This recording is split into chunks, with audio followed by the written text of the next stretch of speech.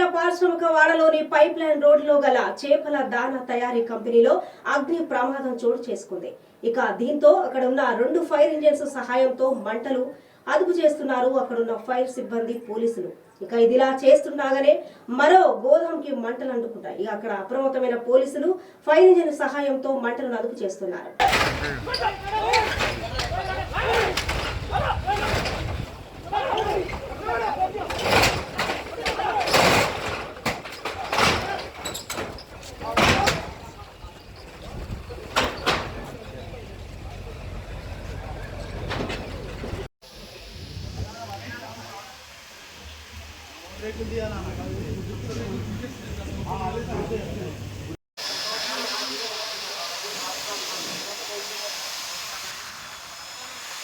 గంటలకి మనకు ఒక డైలెండెడ్ కాల్ రావడం జరిగింది. సుభాష్ నగర్లోని pipe line road signal right సైడ్లో ఒక గోదాంలో మంటలు వస్తున్నాయని చెప్పేసి డైలెండెడ్ వచ్చింది మన పెట్రోల్ కార్ సిబ్బంది ఇమీడియట్గా మనకు పోలీస్కి అంటే ఎస్హెచ్ఓ గారికి మాకు ఇన్ఫార్మ్ చేయడం తోటి మేము ఇమీడియట్గా మన ఫైర్ ఇంజిన్ కాల్ చేసినాం.